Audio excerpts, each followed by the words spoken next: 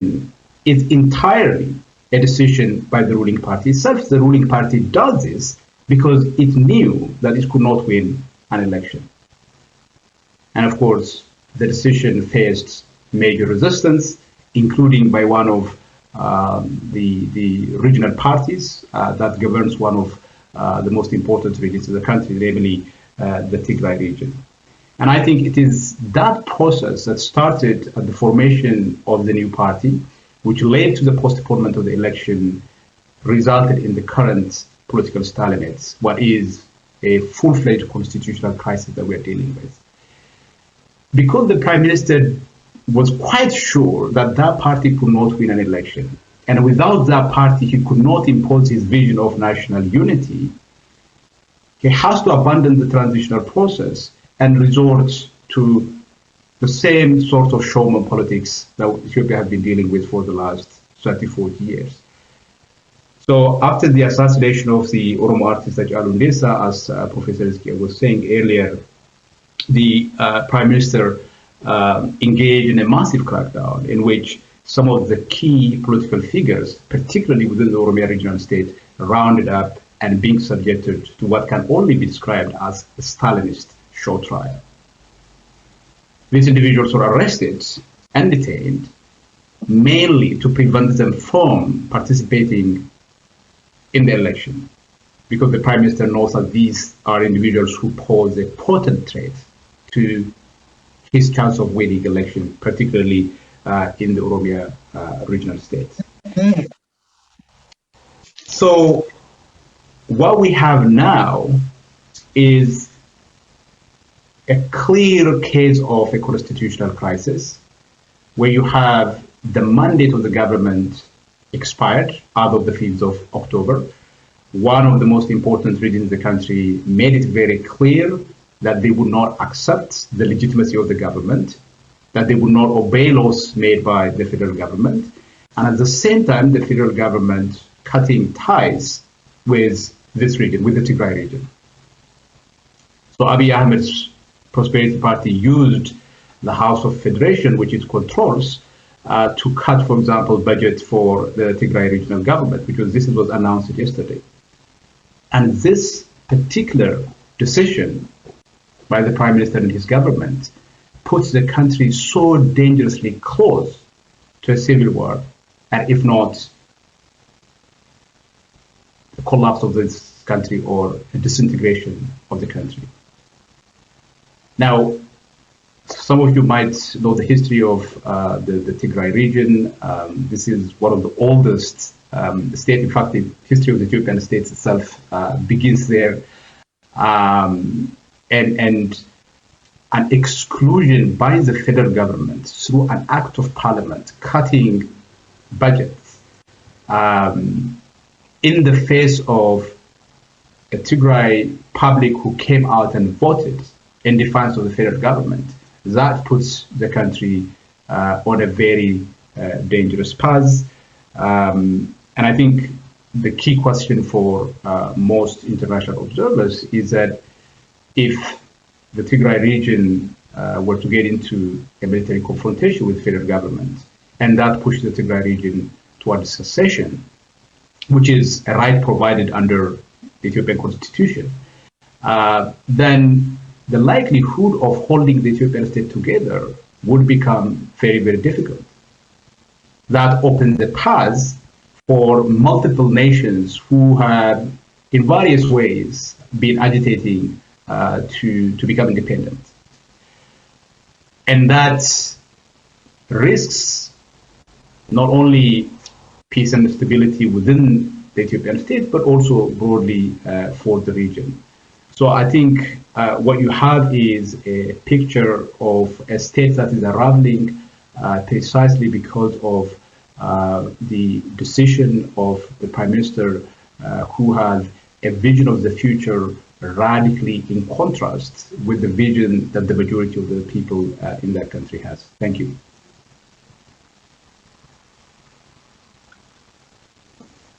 I think Magarsa, you can take it from there. Okay, thank you so much, my brothers.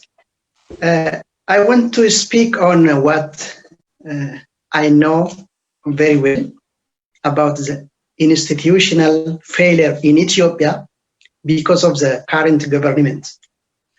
As it is known internationally, the present Ethiopian government has got special support diplomatically and from Ethiopian people, and the leader of the party won Nobel Peace Prize 2019.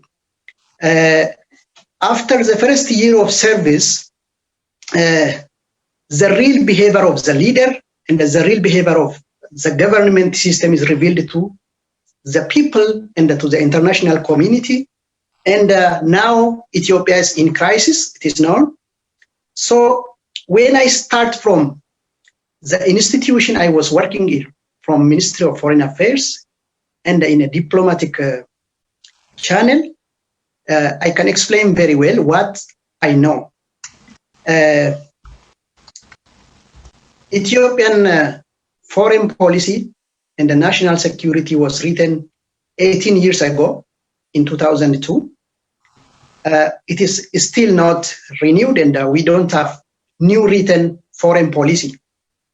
According to that foreign policy, the priority of Ethiopia is economy diplomacy. But when the prime minister came to power, without writing anything and without any awareness, he changed this policy to citizen diplomacy. The citizen diplomacy is good, but what is a citizen diplomacy? I was working on diaspora and I know it very well. The citizen diplomacy is not to serve the diaspora and the Ethiopians abroad. It is the way to spy them, the way to make the opposition silence, and the way in which many opposition and the one who makes the voice of the people here to the international community go back to Ethiopia and being detained or get some benefit and being silent, not to speak about this government. That is the main ideology. What I'm saying is this is true. And this citizen diplomacy, Ethiopians abroad are maybe foreign citizens or refugees persecuting that government. Because of that, the Ethiopian embassy and the diaspora's relation is not good relation. Sometimes it is a violent relation, as we know. So there is no service that the Ethiopian diplomatic institution provide to Ethiopian diasporas abroad. Mostly the embassy asks aid or asks some support, financial support like that, but no service. So citizen diplomacy is already a failed diplomacy. It is better to say even economic diplomacy is better because it brings the aid to Ethiopia, it brings investment in the business. That is much better. This citizen diplomacy is making confusion to diasporas and the diplomatic communities. They are very confused because there is a violent relation between diplomats and the diasporas.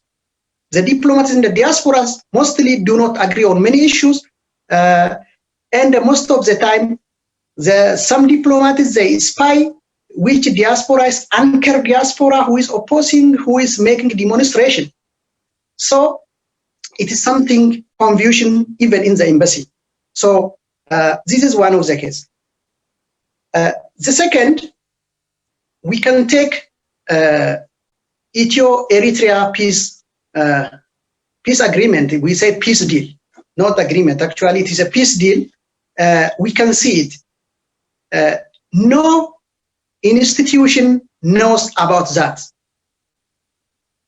As example, during the time when the Prime Minister went to Eritrea, the African Director General, as the Minister of Foreign Affairs, was asked by some diplomats to get experience. He said, I have seen it on TV like you. It is the Ethiopian Africa Director General, but he don't know what was happening. And still today, no institution knows about that. It is not institutionalized. Even it is uncertain future for the country. The road is closed. There is no road going to Eritrea now. Yes, it was functional only for 4 months. Now it is closed. Everything is not clear. Nobody can say the peace between Ethiopia and Eritrea is like this.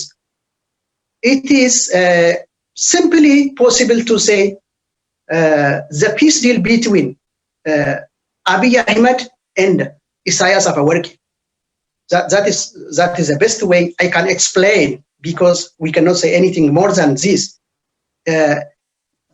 African Union, IGAD, other institutions and the neighbor countries didn't participate on the peace deal, but the Prime Minister got Nobel Peace Prize on that. That's very good. That I am happy. But to tell you the truth, when we came to the implementation, it is already no implementation. No, we cannot see. So it is uncertain for the region, and it is very dangerous in the future between Ethiopia and Eritrea when both leaders may be not around. On the third case, we can see how complication was judged. Grand Ethiopian Renaissance Dam. It looks now, many people think that it is solved. It is not solved. There is high tension now on that.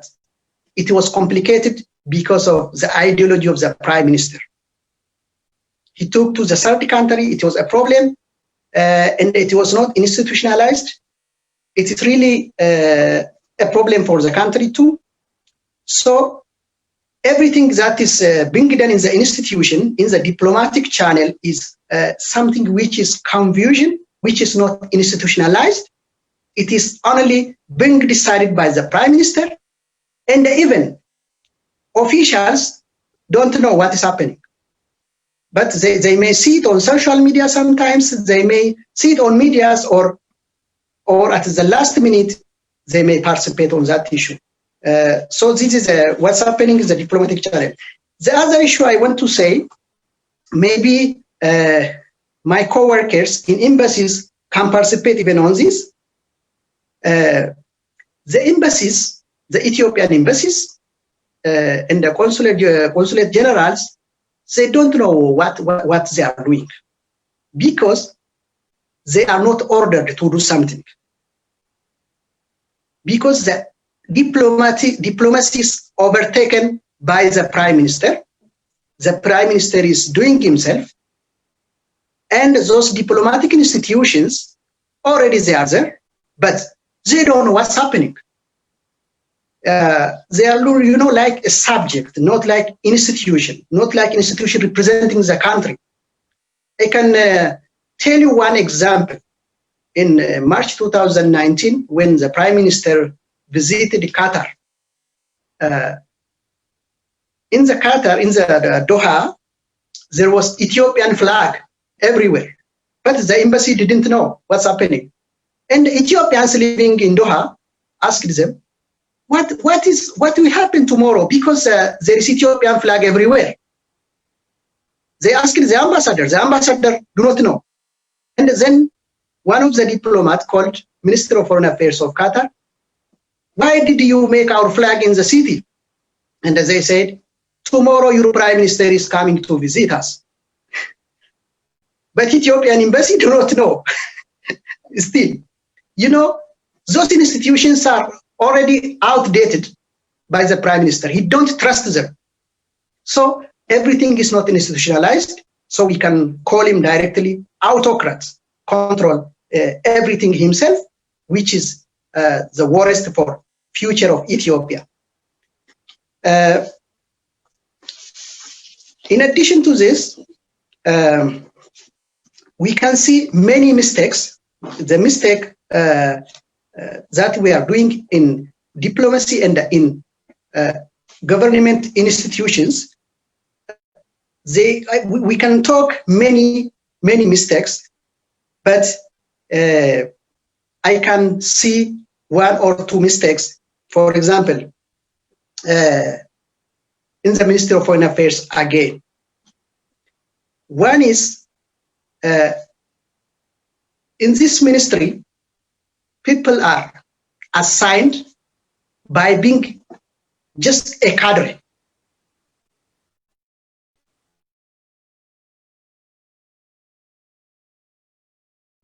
It's professionalism, but by cadre of the politics, the EPRDF. This is true for all institutions. So everything is controlled by the cadres, and everything is controlled by those political cadres not representing the people. That is the main problem of Ethiopian institutional failures. There is no professionalism generally, no professionalism representing. And the second one, anybody who wanted to explain himself, who wanted to comment something, they will fire directly from that office. We can give many examples. They say anybody who wanted to stay in this institution must support Prosperity Party. That means they are saying this institution is not national institution, it is a party institution. That is the meaning. So this is the problem of the failure of the institutions in the country. As we know, the Prime Minister, what he speaks in Ethiopia, everything he speaks, the opposite is implemented. For example, he say Maddamar or synergy. There is separation. Every time you see in Ethiopia what's happening between the federal government and the Tigray region. Today, the federal government said no budget for the Tigray region. Starting from yesterday, they are closing everything. It's high problem. And the Prime Minister says unity, but always differences. He says peace, but killing and the torturing of citizens in the country. He says love, but there is everywhere we can say it is like a war between the militias and the people. Coming to power, what the Prime Minister has done, but the international community may not understand, he trained many militias. Those militias represent those political parties. They take order from this political party, those cadres, and they are controlling everything. Outside the city, if you go to outside the city, outside the capital, everywhere you go, it is in control of military, in control of weapons, everywhere you go. The civil administration is just only to show, or many places you don't see civil administration. It's like command post. So what we can say, the institution, the government institution is not working. The one which is working is everything is securitized. Everything is just taken as a security problem and security threat, and being protected by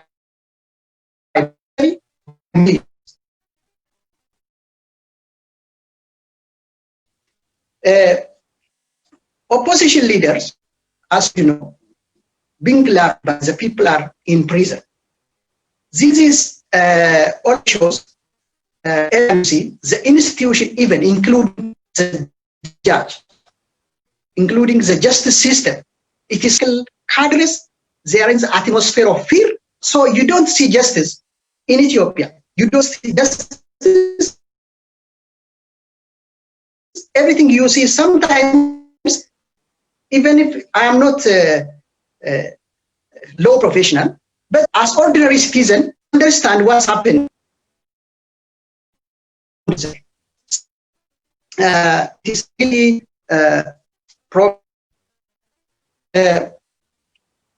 because this government appreciates the government before 45 years. Government after 50 years, that means in the last 30 years, it is problem, it is darkness. We were in the darkness in the last 30 years, the Prime Minister said. But he says before 50 years, Ethiopia was better. That means is appreciating feudalism. But he is saying this time, the people, those who are asking democracy, is extremist. By the way, the order is given to embassies to say those who are opposing the Ethiopian governments are extremists, the people. Okay. I'm sorry to extremists. And I will have. Yes. I'm sorry to interrupt you, but the connection is not too good, and you are always interrupted with the line is interrupted, and so I guess we can take some questions if you all agree in the room. So please, all those who attend this conference, you can raise your hand with a button that is on the lower side of your screen on the right. First, you have to open participants, and then you will see the names appearing, and then you can raise your hand. So, is there any question in the virtual room?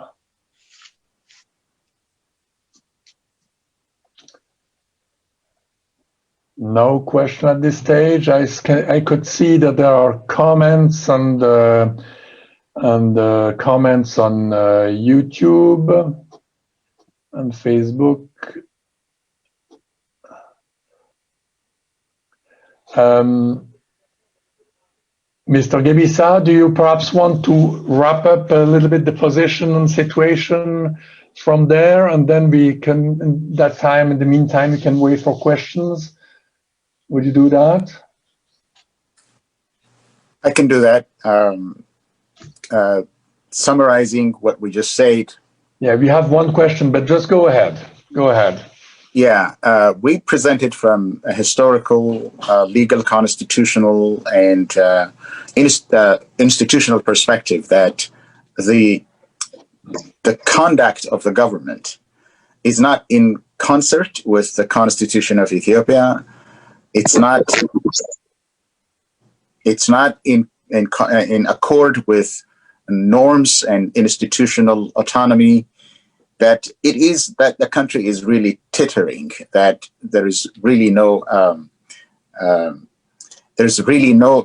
that would probably stop from sliding into chaos if something is not done within the country, that the political forces within the country come together and form something that is legal, constitutional, and institutional to return Ethiopia back to normalcy, that it functions as an institution, that it functions with respect to respecting the rules and the regulations that are stipulated in the country's organic law. If that is not done, as we just said, that everything is trampled upon. The rights of people is trampled upon. The institutional autonomy is trampled upon. Legal and constitutional procedures are trampled upon. And this cannot go on, especially in the wake of the expiry of the 5-year mandate that was won by the Ethiopian People's Revolutionary Democratic Front, that the country is really teetering on the verge of. Okay, thank you. So we have a few questions. Please, those who will ask questions, tell us your name and the organization you are working for or the organization you are representing. So I give the word to Zach Dube. Can you please ask your question? Please put on your microphone. Yes, Zach Dube. Yep, it is me.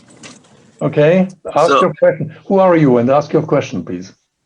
Hey, my name is Abdurazak Bey, just from Hello Media. It's one local media that work for Oromo people. So my question for the presenters, for all of them, since we are presenting this for international community, what are expectations we are looking for from international community, especially those countries that are ally of Ethiopia, that have been given support for Ethiopia for a long period of time. What are expectations we are expecting from Ethiopian allies and international communities after this presentation? Thank you so much. Thank you. Who wants to answer this question? Mr. Allo? Your microphone, please. Yeah, so the purpose of the conference, as I understand it, is to create an awareness of what is actually happening in the country. There are two contrasting visions of the future in Ethiopia today. One is a vision that is based upon the existing constitution that supports a multinational federal democratic order that is pluralistic, that's diverse, that gives recognition to the diversity and the difference that is unique to the Ethiopian state. The other is a vision of the future that is promoted by the current Prime Minister that appears to want to resurrect a particular idea of Ethiopia that has been rejected in the past, that has taken us down a very dangerous path. I think Professor Ezekiel has talked about that, specifically citing Meles Zenawi himself.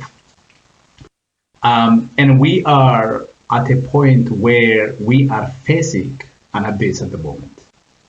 It's absolutely fine if the Prime Minister had his vision, but once that vision tabled before the Ethiopian public and the Ethiopian public was given the opportunity to choose, that's absolutely fine.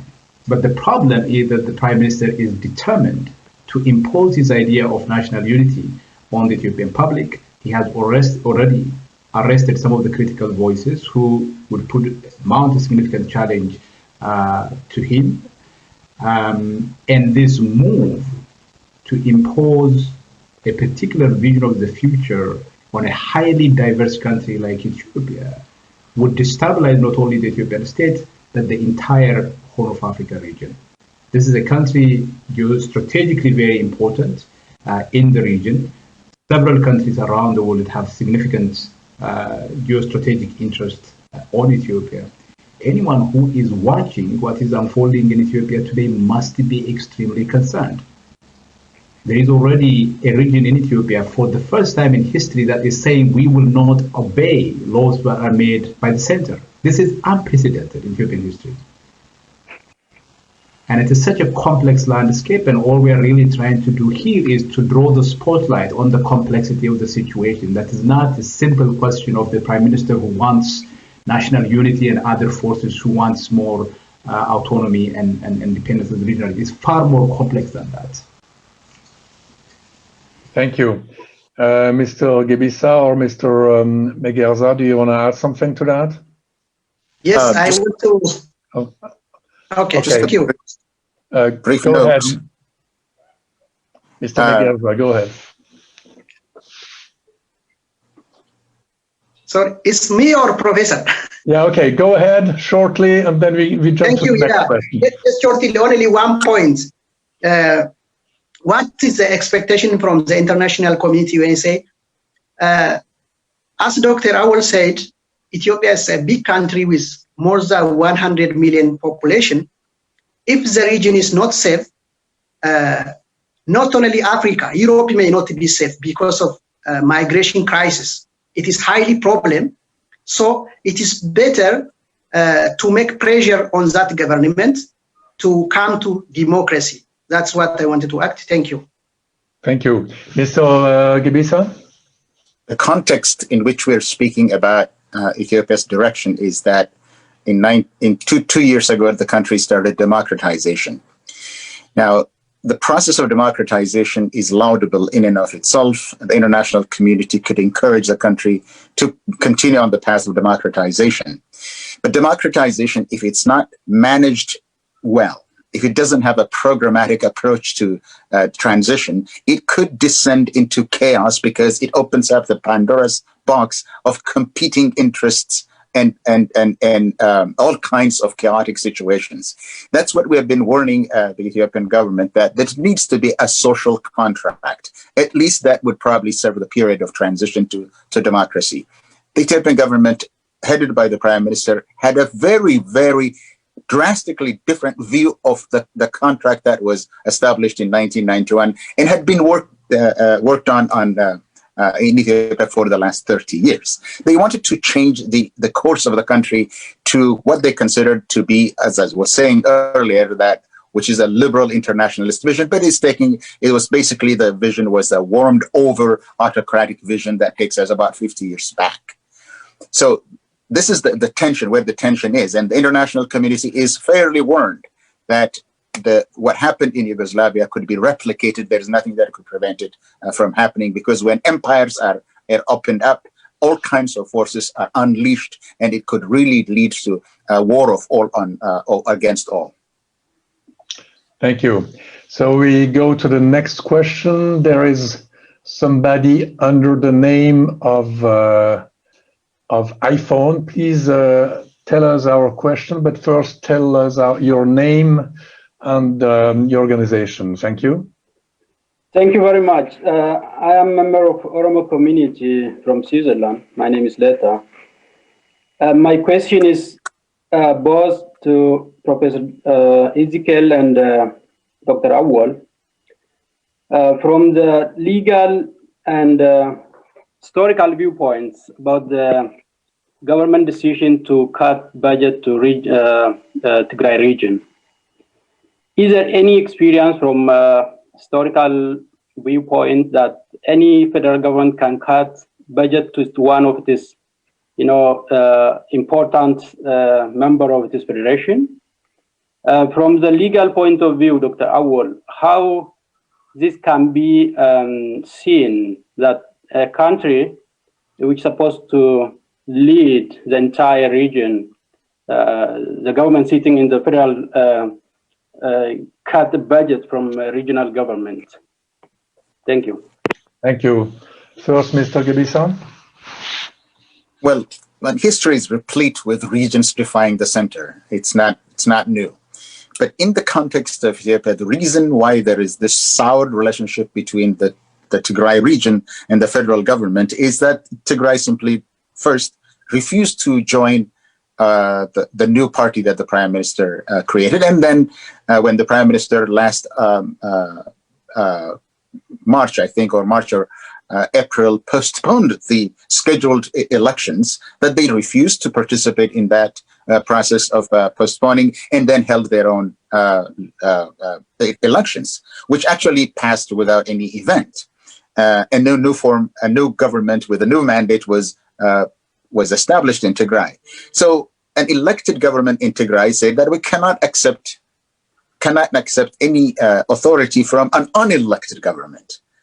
The fact of the matter is that the regional government is elected, and that their crime is that they conducted election according to their federal constitution and their own regional constitution, and that this is a crime that would lead to cutting off relationship with the region, and to the extent of cutting off economic relationships with the region, which is part of the federation, is totally unprecedented.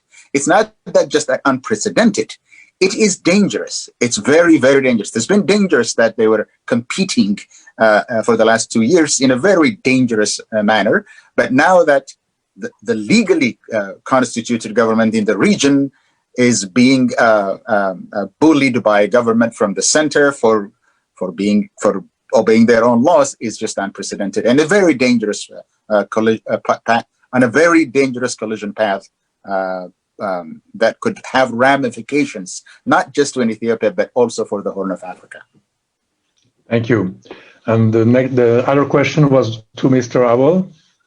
Yeah, so I think I have stated on several occasions in public that there is a solid constitutional basis for the Tigray region to hold regional elections. The federal government, through some kind of constitutional manipulation, decided to postpone both regional and national elections.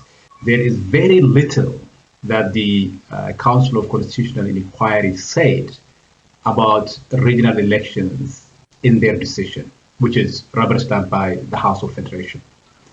So neither that decision nor anything in the federal constitution provides the basis for the federal government to overrule the decision of the Tigray regional state.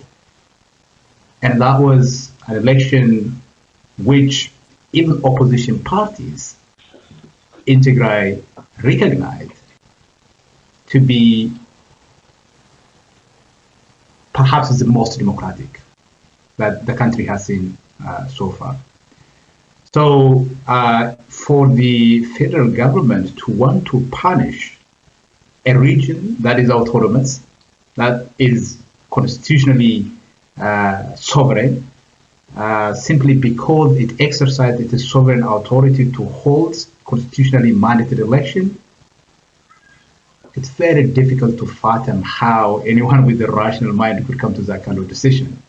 Just from like a technical constitutional point of view, let alone the political implication of that.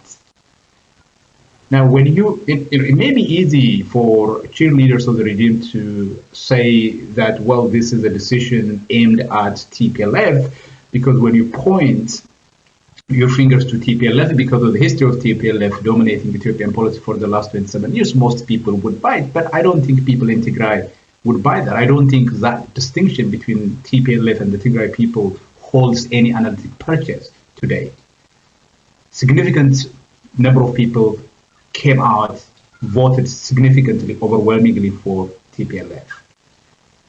And when you use economic measures, economic resources constitutionally held by the federal government against an important integral part of the federation, and I think that is perhaps the single most irresponsible steps that the federal government could take towards endangering the federal arrangement itself. So there is absolutely no constitutional basis for the decision of the federal government. Thank you. You have one more question from Kia Seni. Please, Mr. Seni. Hello, my name is Kia Seni. My question is to all are you of you. I'm sorry. Are you representing a media or an organization? Yes, I'm representing Kello Media. I'm the director of Kello Media. Well, my question is to all of you: how feasible is a transitional government in Ethiopia as it stands right now? And it seems like the country is facing two things currently. One is disintegration, and the second is transitional government. And what could be the role of international community in facilitating this when no one in the government is legitimate to hold an election or to do anything as it stands right now? Thank you. Thank you. So all of you shortly, starting with Mr. Megerza.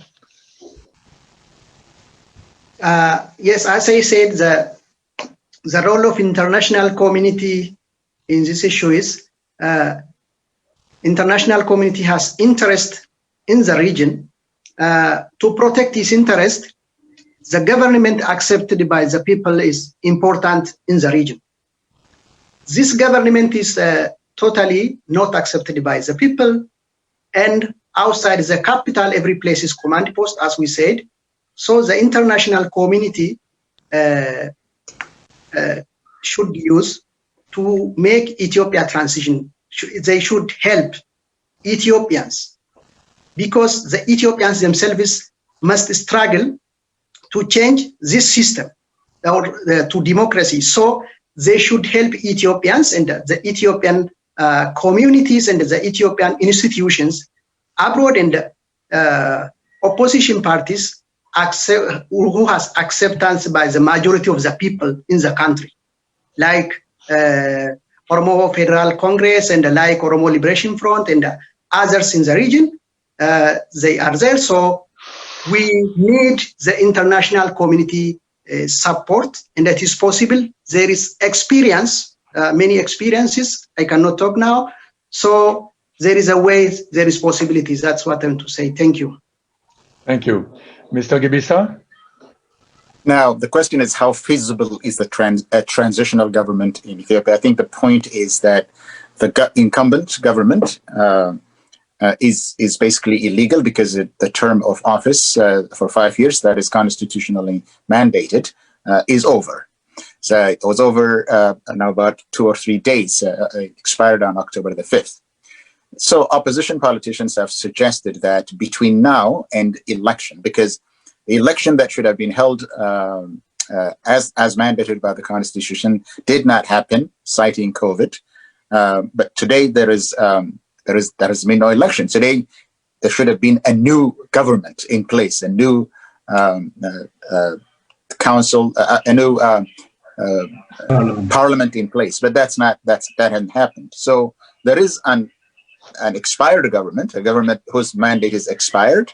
There is no scheduled election whose date is not known. So in this void, some politicians and political parties have suggested that there should be some kind of a transitional arrangement to lead the country in the absence of a legal incumbent.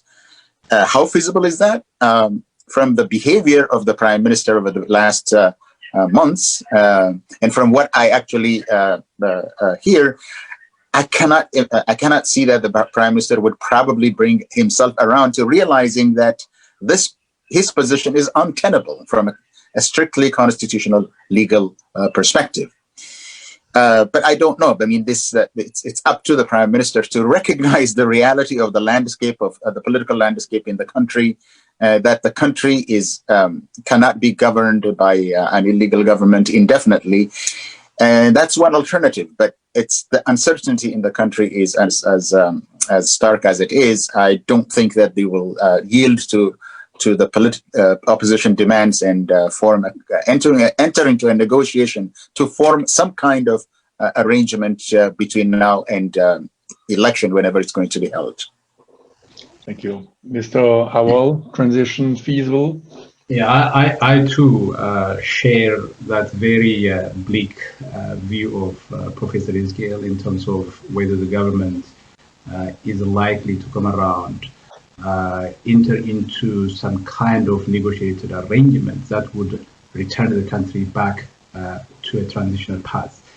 The only way historically a nation, not just a very country with complex history like Ethiopia, but any nation moved from an authoritarian system into some kind of democratic order is through a process of national dialogue where all the stakeholders came around the table to sort out key differences and seal that agreement in a constitutional document. That is the only way the Ethiopian state can move forward, in my view.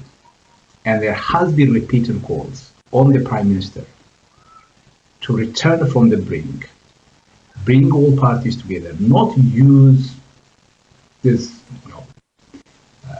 tried and failed system of dragging the political opposition before courts and trying to demonize them by using certain juridical means that kind of demonize them or eliminating them. That has been tried. TPLF ruled the Ethiopian state through a combination of different means. It did not work. And the only path forward for the Ethiopian people, for the Ethiopian states, is for the Prime Minister to bring all actors together around a table for a dialogue and work out an outline of what the future Ethiopian state looks like and secure that agreement in a constitutional document. That is the only way forward. And I think one of the key things that international actors could do is put pressure on the Prime Minister, who controls everything, to do precisely that. Failure to do that, I think, will force everyone interested in the region to pay a heavy price sometimes down the line.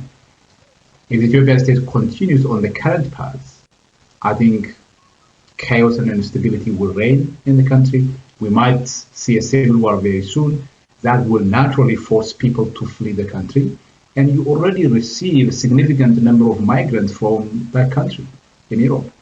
So it is in everybody's interest. It's not something that Europeans and the West generally has to do for Ethiopia because of or out of some benevolence, but I think it is in everybody's interest to make sure that Ethiopia tries its best to transition into democracy.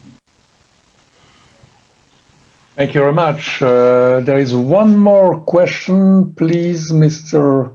Mahmoud Tekuya. Can you hear us? Please ask your question and activate your mic. Thank you.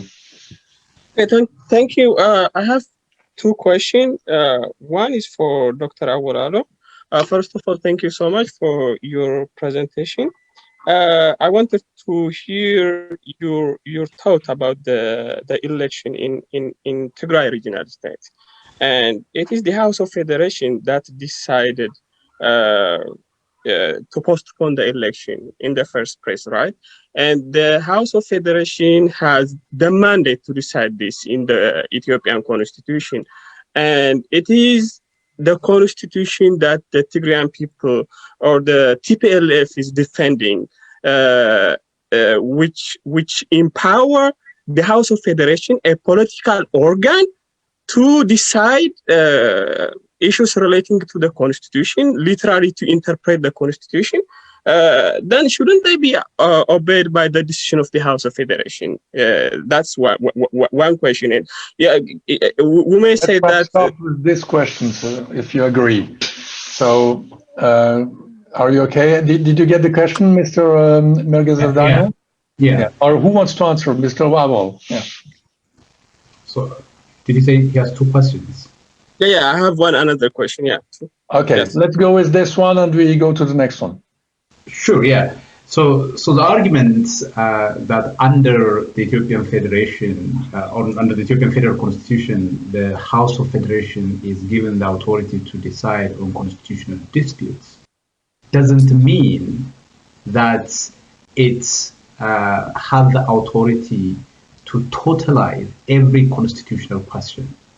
Yes, it is a body that has the authority to decide on key constitutional questions, but the analysis, I don't know if Mohammed has read the Council of Constitutional Inquiry recommendation, the analysis is so thin on the question of whether regional governments could hold election that it almost doesn't say anything by way of regional government, provided that they are able to hold the election, that they could not. So it does not justify a blanket prohibition of regional states holding elections. Now, that is before even getting to the question of whether or not the way in which the Council of Constitutional Inquiry, the government went about postponing the election is reasonably justified or not. I think there are a lot of questions that we can raise about that. There are a lot of questions that we can ask about the very legitimacy of the House of Federation, given how it is constituted, given what the Prime Minister himself said about his government and that body, which is 100% controlled by the same party, right? The party that has changed, remember it is EPRDF that won the 2015 election, not Prosperity Party. Also remember that the Prime Minister himself was not elected by the Prosperity Party General Council to become leader of the Prosperity Party and therefore leader of the Ethiopian Federation. So there are a range of constitutional questions that you can raise, but specifically on the question that you asked, there is nothing in that decision that justifies or that prevents the regional governments, whether Tigray or any other, from holding election, provided that the conditions are there, that they are able to hold election without endangering people's public health issues. Thank you. Very shortly, your second question, Mahmoud Tekuya. Okay. Yeah, I think the Constitutional Inquiry just made a recommendation. It doesn't have a mandate to really make a binding decision, so we cannot rely on the Constitutional Inquiry. What we should rely on is the decision of the House of Federation, and the House of Federation already decided to postpone the election. So that I'm not saying that the procedure and everything the government followed is right. It may have a problem with the procedure. We may question the procedure, but the fact that they already give this power to the House of Federation itself is enough to be abide by the decision that this organ rendered. So it is a constitutional problem. They should not have empowered the House of Federation to decide on constitutional matter in the first place. That was the question that I wanted to raise. The other second question is about dispersed minorities. So we have, like Professor Haskell also was saying, that the constitution is working right now, and the cultural federalism in Ethiopia is like an example, a working constitution. But we really, one of the problems that I have with this constitution is that it made Ethiopians alien in their country. For instance, individuals living in Oromia, in Amhara, or in Tigray regional states would not be considered as Ethiopian if, for instance, if he's not Oromo in Oromia, if he's not Amhara in Amhara. So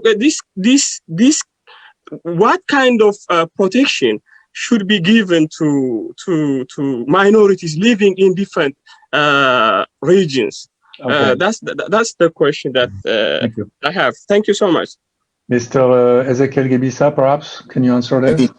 Yeah, for the last 6 years, I mean, the protest that roiled the country from 2014 to 2018 and brought the current prime minister to power was a popular protest demanding constitutional rights. The rights are enshrined in the Constitution of Ethiopia be respected, and that the regions become self-governing. That was the message from the protests. I do not say that the Constitution cannot be changed. I will never say that the rights of minorities should not be protected. If there are shortcomings in the Constitution, there is a constitutional procedure to amend it, and people could come together. Like Dr. Awal was saying, that stakeholders in Ethiopia, not just one party, stakeholders could come together and address some of the shortcomings in the Constitution or in the practice of the multinational federation. That could be done. It could be done, but that should be done after elections, after people have spoken, after they have elected their representatives, not by manipulating the Constitution and issuing a very tortured and twisted interpretation that 5 years could mean 6 or 7 years. That's not the way it should be done. If the genuine concern that he expressed about the rights of minorities in the federal units, it should be done after election and following constitutional procedure. That should be done that way, and not by extending one's term in office beyond what is constitutionally possible. Just very briefly, I think, Mohammed, your point about the House of Federation having an authority to determine constitutional matters, from a purely constitutional point of view, I do agree with you that the way in which it is written into the Constitution, the House has a plenary power in terms of the right to interpret the Constitution. But that does not mean that the House can actually say anything that is inconsistent with the founding principles of that Constitution. The Council has to justify within the constitutional framework the decision that it reaches. Without a legally justified, a constitutionally justified decision, just because it said so doesn't mean that it has a constitutional value. And I think that's an important point to keep in mind. On your point about the rights of minorities, I think almost every Oromo intellectual, Oromo elites, activists that I speak to, most people who understand these issues from a kind of legal, technical, constitutional point of view recognize the importance of strengthening the protection of minorities in the Ethiopian constitution. Most people recognize that. Where people have a problem is this idea that the problems that we see in Ethiopia today were results of the multinational federal arrangements that is put in place. We all know that the multinational federal arrangement, despite putting the structure in place, was not implemented. We also know that ruling elites use the constitutional apparatus to pit one group against another to prolong their life on power. TPLF did that, and the current Prime Minister is also doing precisely that.